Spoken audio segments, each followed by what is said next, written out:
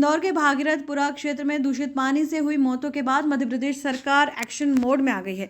इसी कड़ी में मुख्यमंत्री के निजी सचिव एवं एसीएस नीरज मंडलोई और नगरीय प्रशासन विभाग के एसीएस अनुपम राजन ने मौके पर पहुंचकर हालात की गहन समीक्षा की और हालातों का जायजा लिया। घटना के बाद से ही मुख्यमंत्री डॉक्टर मोहन यादव ने बेहद सख्त निर्देश जारी किए हैं, जिसके बाद उच्च प्रशासनिक अमला सीधे मैदान में उतार दिया गया। प्रदेश सरकार ने स्पष्ट कर दिया है कि नागरिकों की जान से खिलवाड़ करने वाले किसी की भी लापरवाही को बर्दाश्त नहीं किया जाएगा।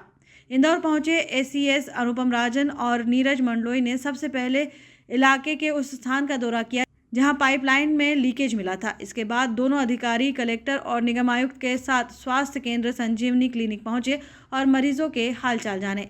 इस दौरान राजन ने बताया कि सरकार की त्वरित कार्रवाई के चलते हालात तेजी से सामान्य हो रहे हैं।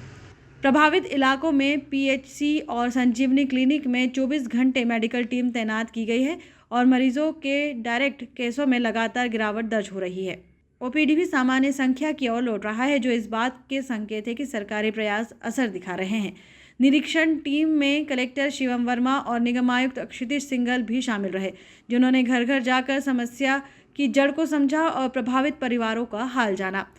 सरकार ने जल वितरण व्यवस्था को पूरी तरह दुरुस्त करने के लिए युद्ध स्तर पर काम शुरू कर दिया है। नई पाइपलाइन बिछाई जा रही है। संदिग्ध बोरवेल और लीक पॉइंट तुरंत सील किए जा रहे हैं। जहां भी गंदे पानी के रिसाव की आशंका थी, वहां तत्काल सुधार कार्यों को अंजाम दिया गया।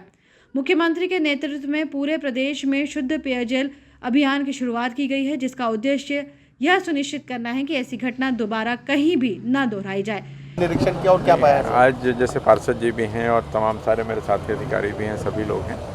जो सीवेज लाइन और जो मेन लाइन का काम है उसको देखा, सभी लोगों से चर्चा हुई।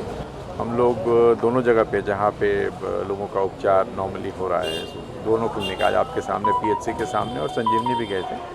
डॉक्टर से बात की, 24 घंटे डॉक्टर्स की व्यवस्था है और उनके रिकॉर्ड्स वगैरह भी देखे तो लोगों की जो डायरिया के केसेस हैं उसमें काफ़ी कमी आई है। स्थिति धीरे धीरे सामान्य हो रही है।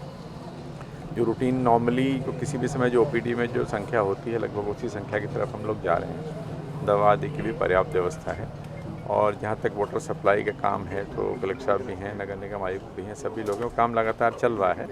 थोड़ा समय कुछ हिस्सों में तो हम लोग शुरू कर पाएंगे टंकी से, कुछ हिस्सों में नई लाइन डालने का काम चल रहा है, उसमें थोड़ा समय लगेगा, लेकिन काम तेज़ गति से चल रहा है और स्थानीय पार्षद जी की देखरेख में सब कुछ हो रहा है।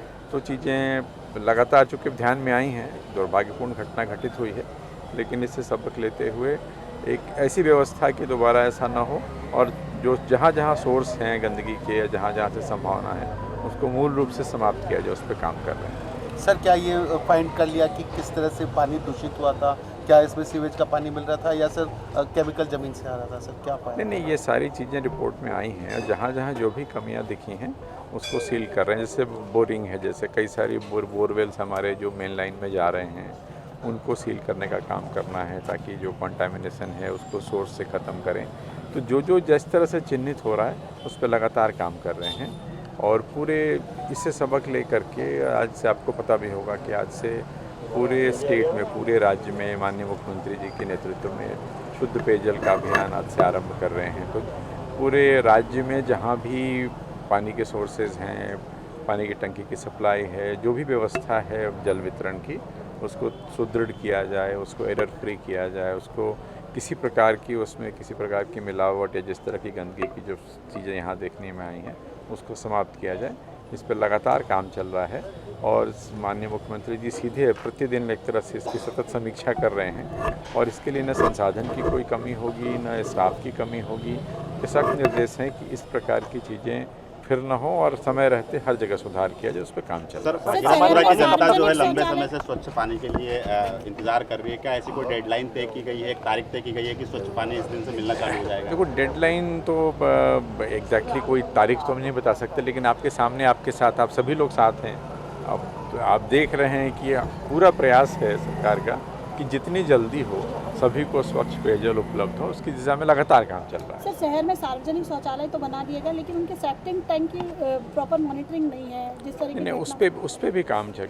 जितनी भी चीज़ें मैंने कहा कि चाहे वो सीवरेज का, ड्रेनेज के जितने भी पॉइंट्स हैं, जहाँ से भी इस प्रकार की संभावना हो सकती है, उस पर लगातार काम हम लोग करेंगे और वो नगर निगम आयुक्त भी साथ हैं, पार्षद जी भी साथ हैं, कलेक्टर साहब भी हैं, माननीय मुख्यमंत्री जी के जो ACS महोदय हैं वो स्वयं साथ हैं।